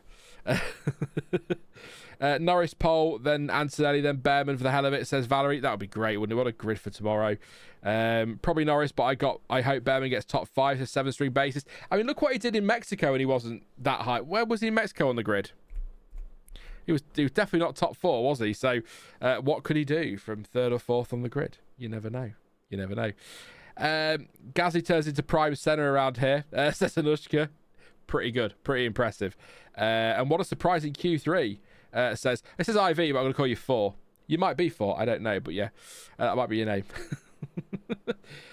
So yeah, no, I mean, you look at Max is just talking to Sky now, but yeah, that is a really... you could have given me a few guesses. I don't think I'd have gone with that for a top 10 in the top 10 shootout.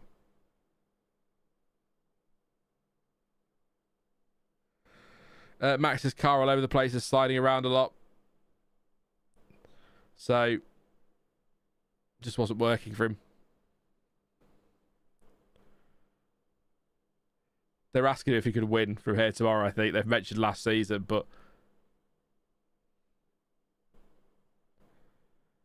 a lot of the usual talk about having to analyse what's going on, etc, etc. So yeah, that's Max's word. We've still got Q3 to go, don't forget.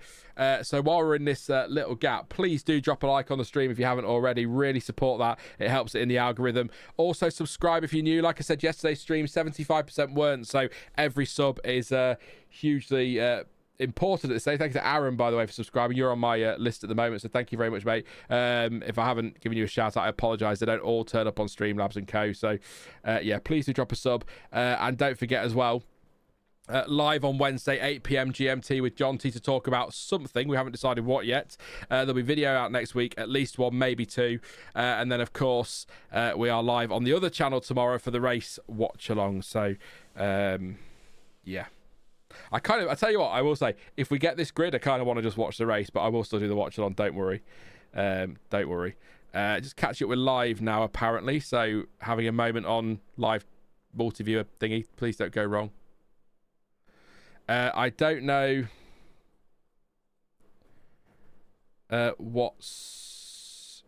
I don't know anything about third copyright strikes on.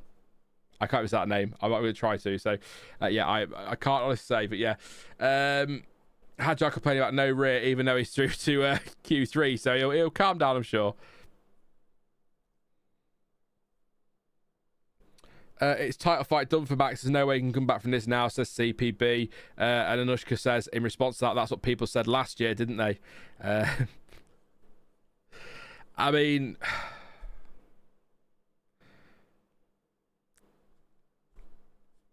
he's going to need McLaren to really shit the bed tomorrow, isn't he? And for rain and for everything to go his way. He may even need lucky safety cars and a red flag, but it's going to be tough from there, isn't it? So never say never, but I'm just not convinced. But look, until it's mathematically impossible, I ain't writing him off. End of. Or as good as mathematically impossible. Hey, Josh.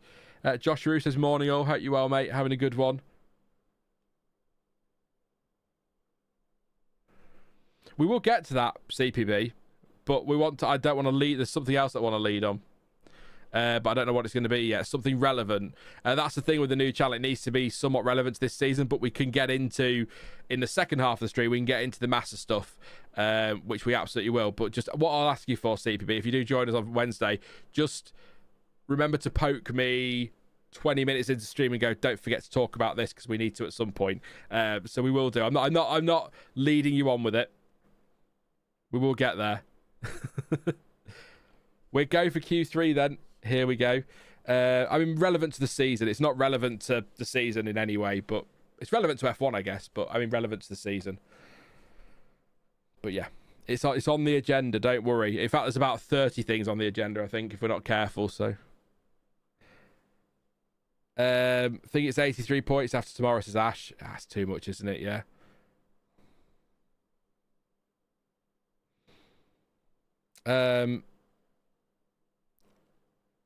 Ash says Ash was. I'm trying to read. You've got a message that threw me, but I was like, yeah, no, I know what you mean now. Yeah, Max on F1 TV doesn't seem super optimistic about tomorrow, but we shall see what happens. Yeah, rain could change it all, can't it? Haprust, but he didn't seem too happy from what I heard there. Paula says, by the start of the 2026 season, most fans will have found the channel. Well, I can tell you, while we're waiting for these guys to go out and do laps, that provided I can find enough guests, we'll be live for all... Don't commit to it, Sean. I'm going to do it.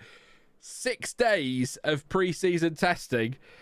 Oh, Jesus. In February. So if people haven't found me by then they're never going to find me. So that's fine. But I do keep putting little reminders on the F1 where saying, look, I am over here as well now.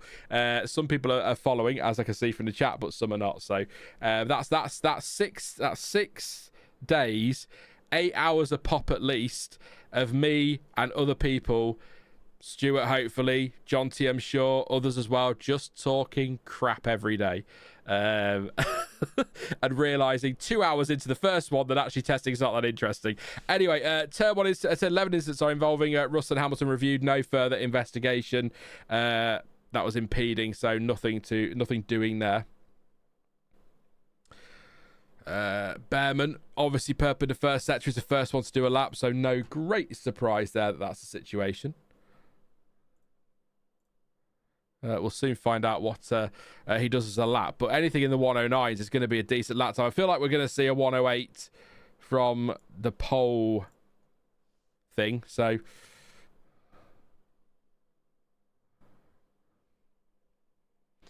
looking clean and tidy from Bearman as he comes through turn 11. Love that corner. 58.8. Sorry, 53.8, not a 58.8. Overall in there, but a 35.7 for the actual sector. It's not bad, you know. He's a 10th down on his best. So it's a good lap. It does go fastest. First one's to the time 109.9, so it is a good lap. But I think his second run's going to need to be a little bit better than that. So look forward to trying to make you laugh. It shouldn't take long, John. Shouldn't take long. Yeah, the 6th day of testing, I'll be delirious. Don't worry about that. I'll be hilarious. I'll have no voice left. I'll be delirious. But they're always great fun. I love doing them. It does mean the channel becomes a live stream channel for those 2 weeks, but, you know, it's still content, isn't it? We'll get some clips. I'll get someone to do some clips out of it for shorts, for anyone who wants some highlights from me being slightly nuts and making terrible points. Exactly. Traditional Robot Wars chat. Exactly, Ash. It'll happen. Gasly goes second on a 1:10.1 ahead of Hulkenberg. Leclerc purple in the first sector, Norris purple in the middle, but Norris apparently 6/10 down overall on Bearman. But Leclerc goes fastest on 109.8. I'm not sure that graphic was correct on Norris. It was, you know. Norris only does a 110.5. Used tyres as well for Gasly and Hulkenberg. So not a great first lap for Norris, but better for Piastri. He's quicker than Leclerc in the middle sector, but Antonelli quicker than anybody in the first sector as well. So this is interesting. Someone's dropped down somewhere. Is that because Hadjar and Lawson moved up? It is indeed. So here goes Piastri over the line. He goes fastest by 0.02 of a second. This is going to be close. Thank you, Ricky, for subscribing. I'll try and shout you out as you're all appearing on the screen there, but thank you very much, mate. Appreciate the support. But yeah, Antonelli here. What's his middle sector going to be? A little bit twitchy as he comes out of turn 10 there on the exit. Not the easiest of exits. He's about a 10th down in the middle sector on the overall best time. Russell goes 4th. Antonelli down the it's not really straight, is it? But it's as good as in these cars in the dry. 109.8 to beat. He does not quite a 110 flat, so a little bit off there, a 10th of a second. But yeah, this is game on between. I mean, you'd like to think Norris will be quicker than that when he gets his lap in, but that's a battle, isn't it, between Piastri, Leclerc, Bearman for some reason, Antonelli and Russell, and actually, to be fair, Pierre Gasly only 2.5 tenths off the fastest time as well, so it's tight out there.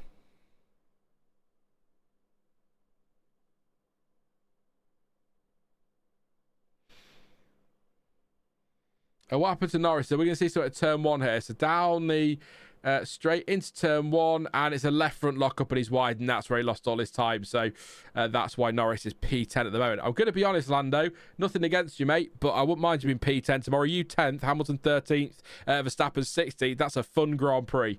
So if you could just do that again, it's nothing personal. I just want a great race. Angry Toto says, actually, I saw him getting frustrated. It was through turn 9. And again, a little bit on the exit turn 11, he's sliding as well. Sorry, turn 9, sliding out. Yeah, so, scruffy lap.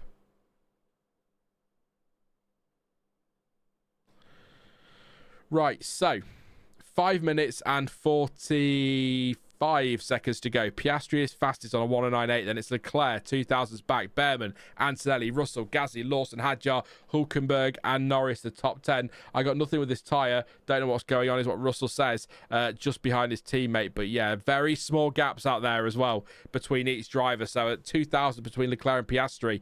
Bearman, 800s back.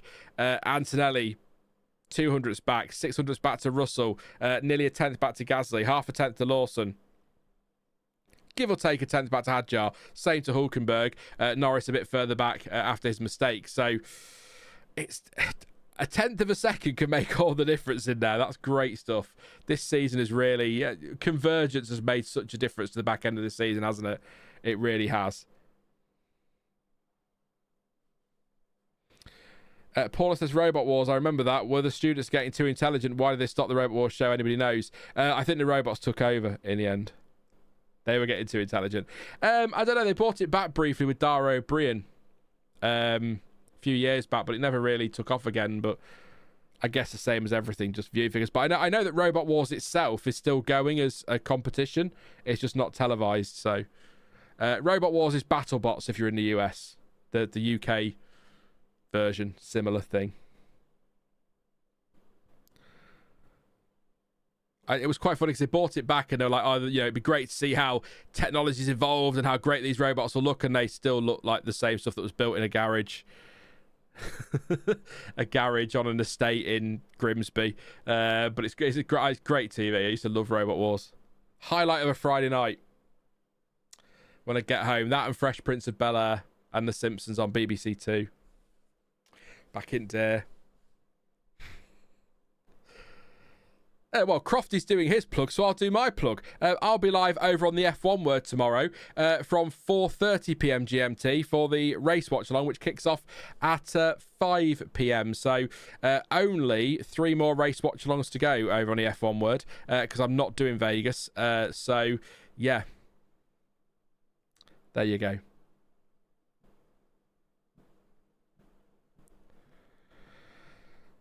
Oh. So we've got this. We've just got cars out on track now. It feels like we're just coming into this final, the calm before the storm. Here we go.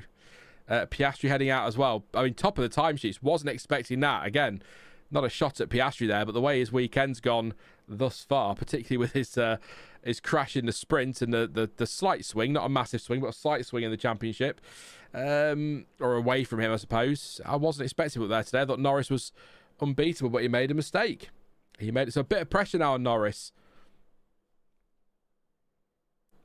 Imagine Norris P10 tomorrow with the other two where they are as well. That's going to be great fun, isn't it? So, never seen Ben 10. I was just a bit too old for Ben 10, I think.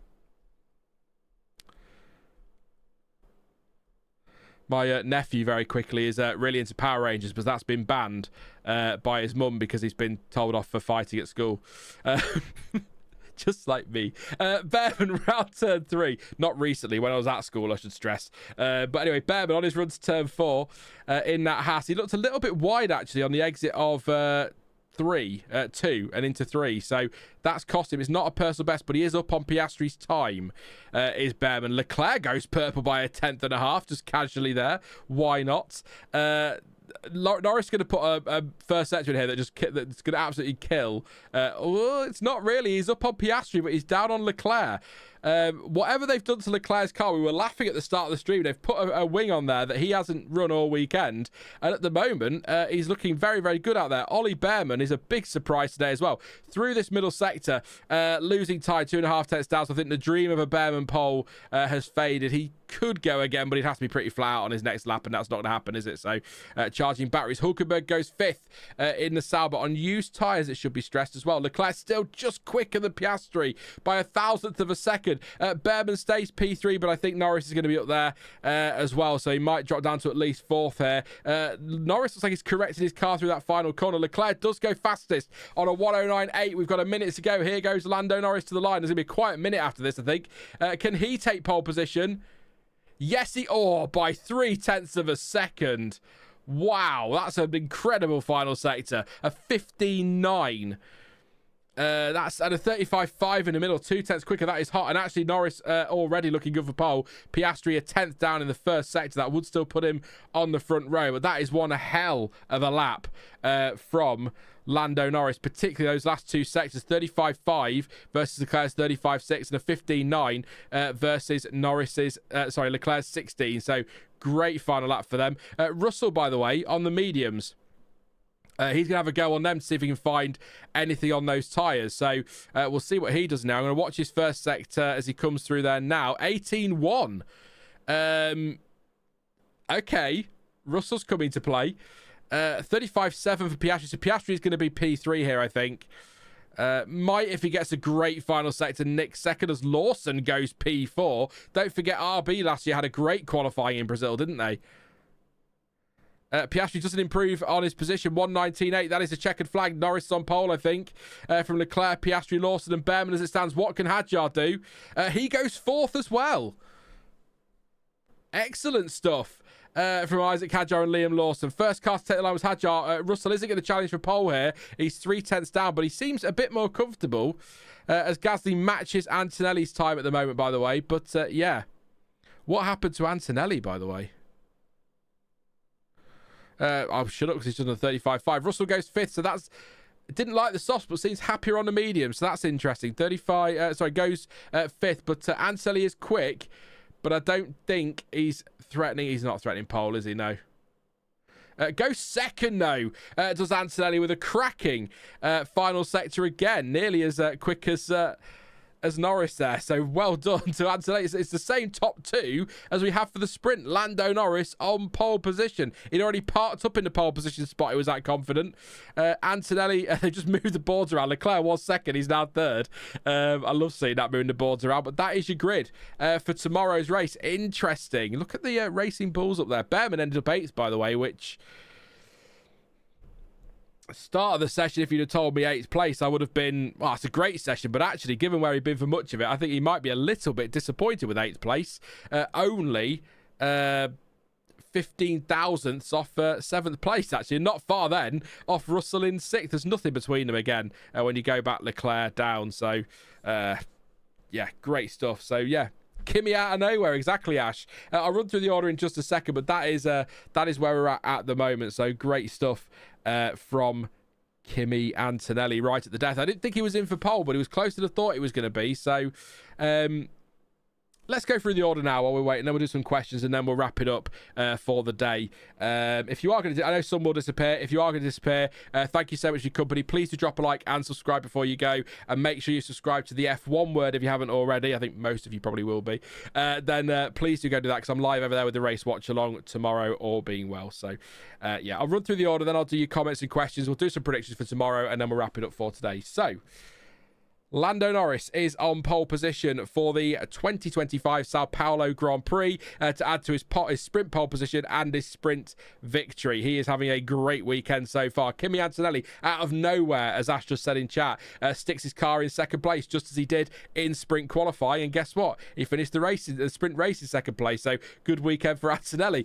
Charles Leclerc has a new wing on his car this weekend that he's not run, whatever they've done to him. It's worked.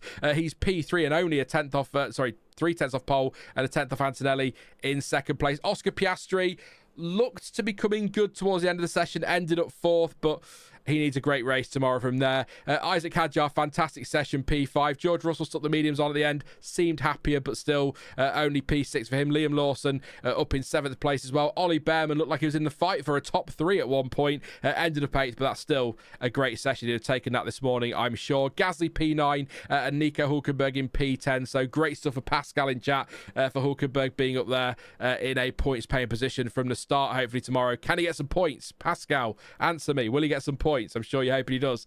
Fernando Alonso P11 and Alex Albon in P12. Actually, I think a pretty decent result for Albon there, given the up and downs of Williams this weekend. Lewis Hamilton knocked out in Q2, just as he was in SQ2, but this time he's P13, so a lot of work to do from there, shaking his head in the cockpit on his way back to the pits. Lance Stroll 14th and Carlos Sainz in 15th, and then the big shock, really, Max Verstappen only qualified in 16th place.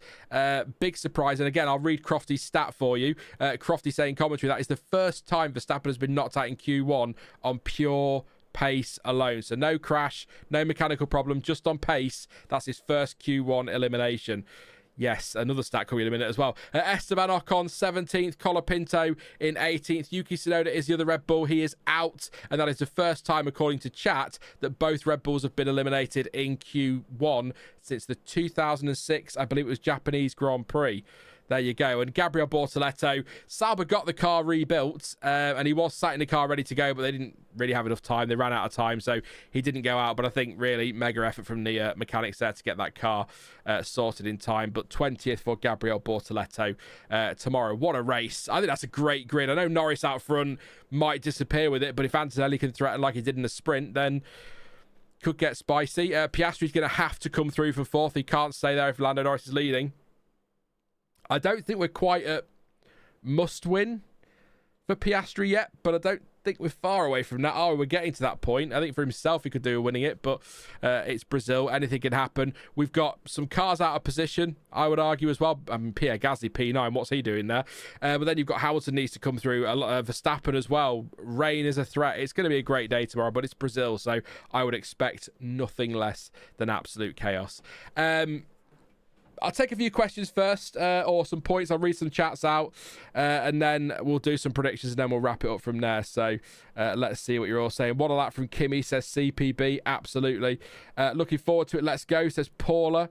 Well done, Hulkenberg. Race pace is usually better than qualifying pace. Points are possible tomorrow, says Pascal. So there you go. Will Colapinto race? Yes, he will. He'll be racing tomorrow from P... Well, he's down as P18, but I suspect there'll be some engine penalties taken towards the back of the grid, maybe by both the Red Bulls, because they may as well while they're down there, but we'll see what happens. Piastri P4 isn't great for him, says the Hatprus. No, I agree, and that's why I sort of said when I did the rundown, he needs to come back from that tomorrow, doesn't he? Big time. Piastri's going to have to start taking some risks now. He's going to have to stick his nose in against the Leclerc. Hey, Seven Swing Basis says, thanks, Sean. Looking forward to the race tomorrow. Me too, mate. I've got a good grid there, so thank you for your company today. Sam is talking about cheesy chips hitting the spots. There you go. Gravy on chips, Sam? Or just cheese? The lack of top teams monopolising Q3 has really opened up the constructors' fight for sixth. That's a great shout from Nilesh. We need to keep an eye on that one tomorrow. Don't we? See what happens in there. I suspect the Red Bull is down on power, says Sighted Canvas. Yeah, maybe. And maybe a new engine will help with that tomorrow. Perhaps. Possibly. Hatprus says Norris needs to execute perfectly to take advantage of both Piastri and Verstappen's weakness this weekend. Absolutely a killer opportunity if he can take it. Yes. Just seen that the Lollipop Comics have done a sprint shot. Those guys are great, aren't they? The Lollipop Comics, they're so funny. I'll never get over the Max Verstappen, Sergio Perez one with the Bruno Mars count on me. And then Verstappen slams the door in Checo's face. I don't know whether to laugh or cry. It just says reasons on the door. That was a great one. I suspect this race is going to be bonkers, says Pascal. See you later, Sighted Canvas. Have a good one. Battery has died. There you go. All I shall say, says Alfie, is intriguing. CPB says Piastri needs to be on the podium tomorrow. Yeah. Chip shop gravy, says Ash. Absolutely. Yeah. There you go. Chip shot gravy. Good stuff. Should we do predictions then? Then I'll keep an eye on your chat, see if there's anything else to read. But yeah, let's do some predictions for tomorrow. So give me your top three. I'll shout out your name if I can read it and not butcher it. And I'll shout out your prediction as well. I want a bit of drama tomorrow. That would be nice to see, wouldn't it? A little bit of drama. I'm going to go. If it's dry and a pretty straightforward race, Norris, Piastri, and Antonelli. If we get a bit of rain and it's a bit more dramatic, Piastri, George does nothing, Russell, P2. Oh, I really want to go with a wild one, like a Hadjar P3. I'm gonna say Hadjar P3 if we get a wild race, just because I picked that on Thursday. But I think if it's not, the forecast is a bit mixed, but it doesn't look like rain is a guarantee. I think it's about 20% chance, so quite a way off. It's an 80% chance it'll stay dry. So I think probably Norris, Piastri, Antonelli as the top three. But I'd love a Hadjar or a Lawson or a Bearman or even a Gasly. A big surprise up there tomorrow will be great. I'd enjoy that. Verstappen, I'm going to say, comes through to P6.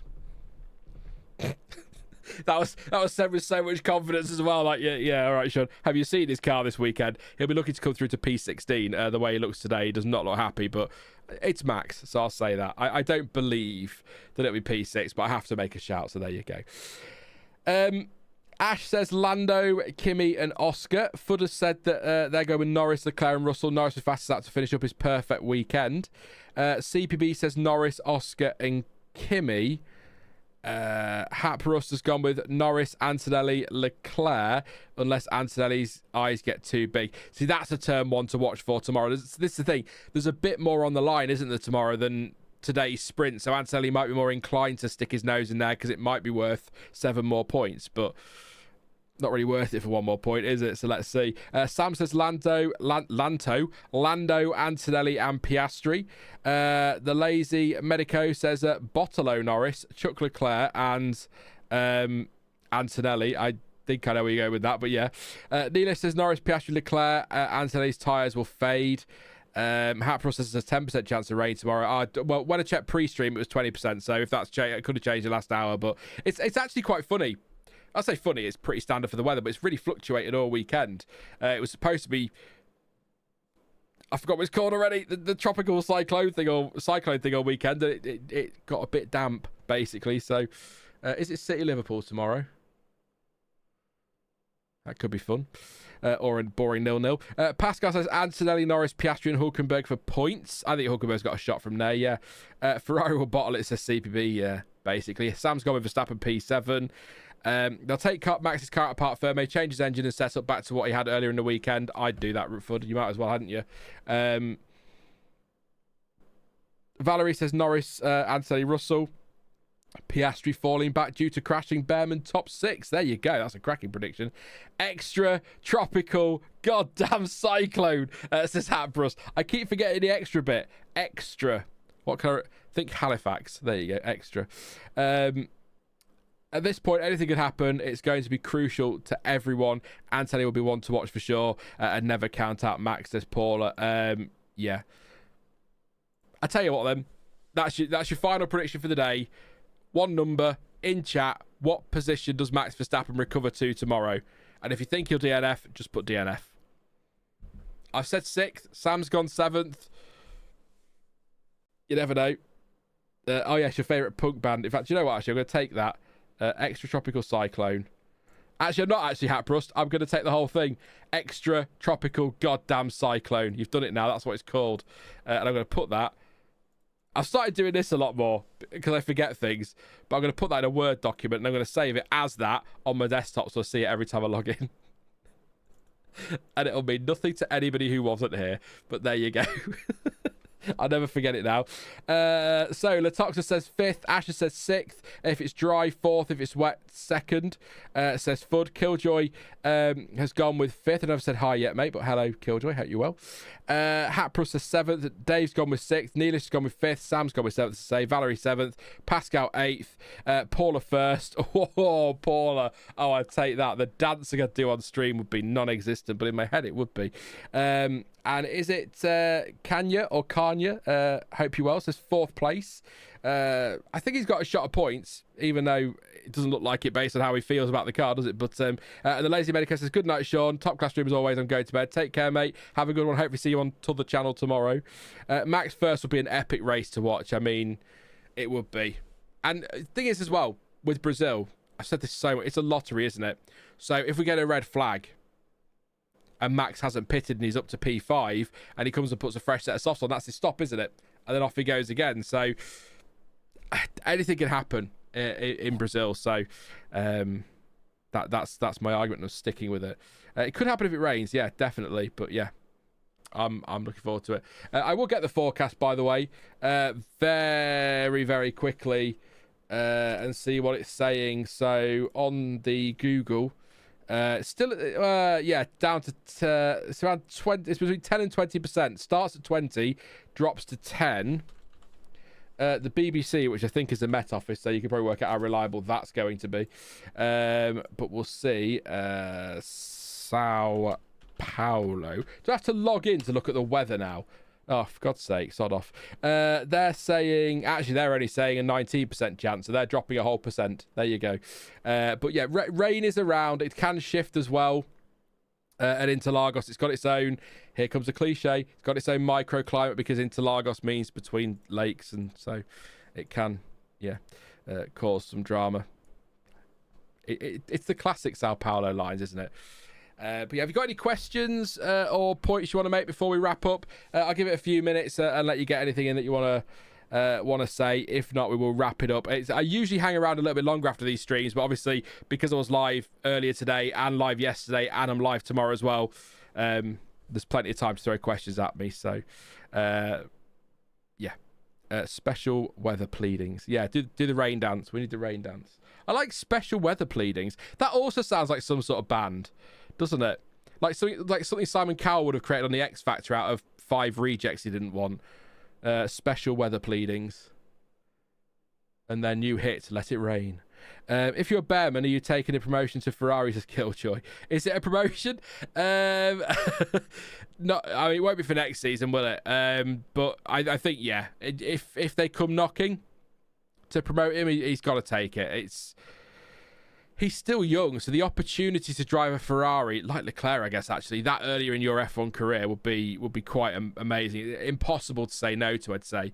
I will say as well, I'm gonna. I think next week we'll do something on the Red Bull driver situation because they are the last team to confirm their lineup. And I know some of you go, but didn't you do one of those over the summer on the F1 word? Yes, I did, but this isn't the F1 word, so I need to do one for here.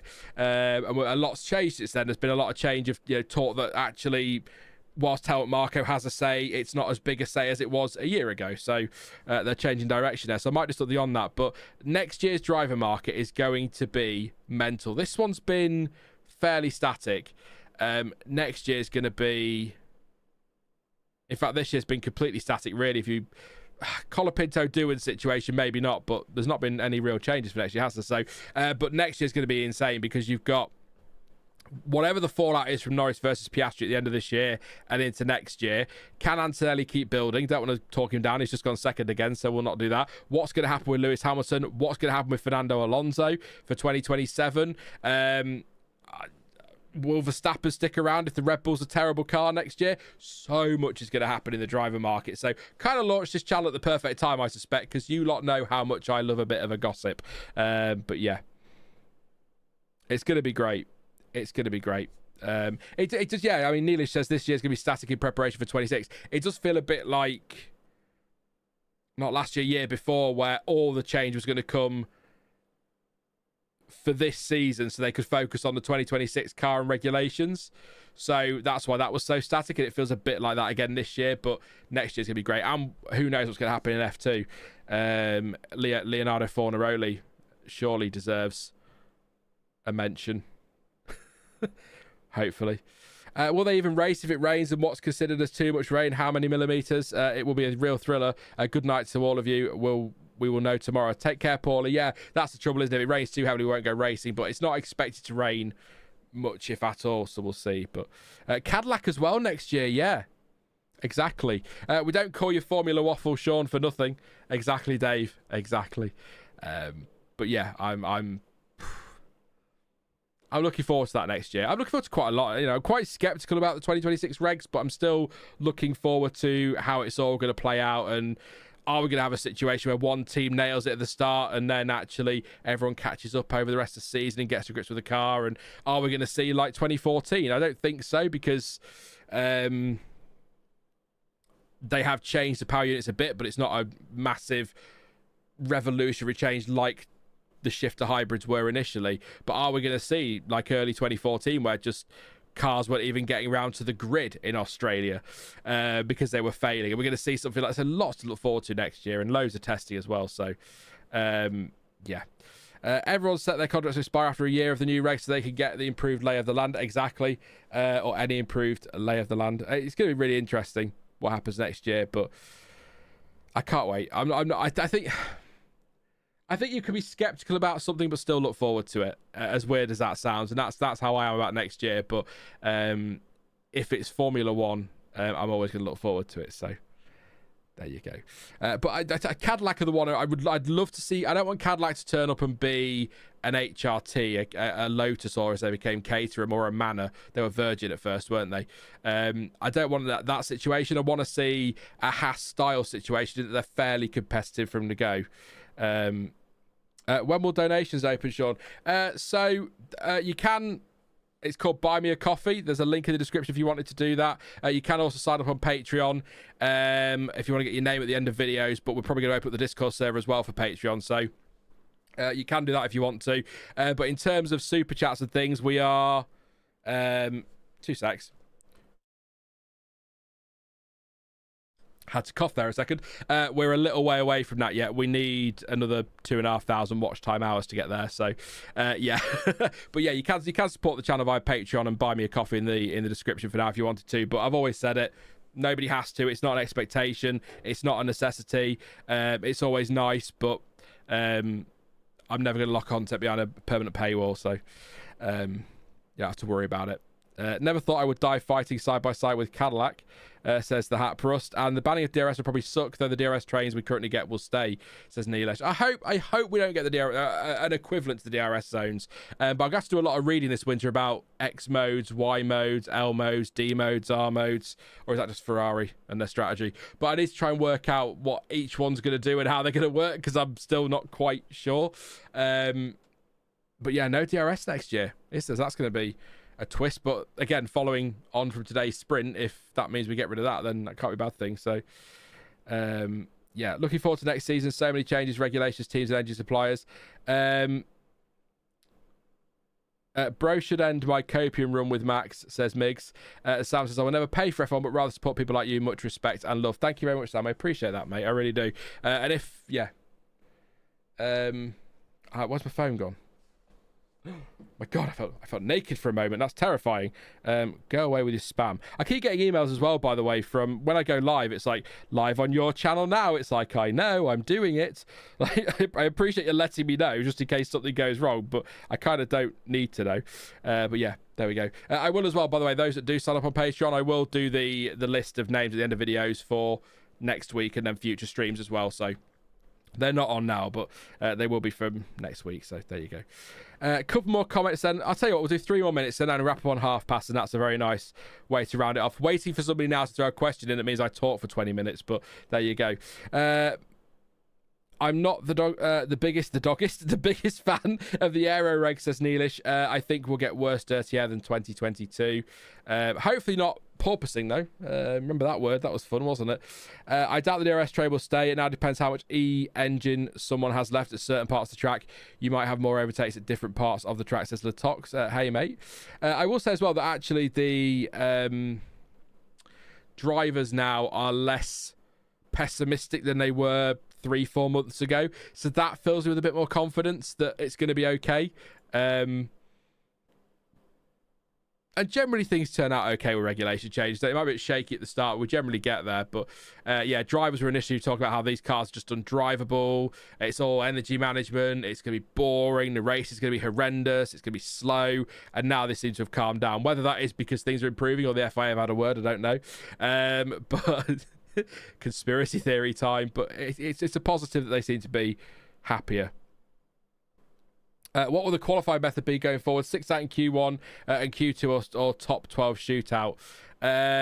It'll be 6 out in Q1, 6 out in Q2. I mentioned it yesterday, actually. They are talking about extending Q1 and Q2 by a couple of minutes. So you might get 20 minutes, 17 minutes, and then your normal 12 minutes for the top 10 shootout, just because we've got the extra cars. It wouldn't mean that qualifying is any longer because we've got the 7-minute gap between Q1 and Q2 and then an 8-minute gap between Q2 and Q3. So they just take the 2 minutes out of each of those. So the session will still be an hour long overall, but that's how they'll work it. So there is some talk of that because they're a little bit fed up of these games at the end of the pit lane, meaning that some drivers don't get out to get their lap in. But as I said yesterday, the problem is in Formula One, as we've seen so many times in history, it doesn't matter if qualifying is, you know, if each session is 30 minutes or 3 minutes, everyone's still going to leave it to the last minute and go out at the same time. So it won't change. It'll just move the problem further down the road.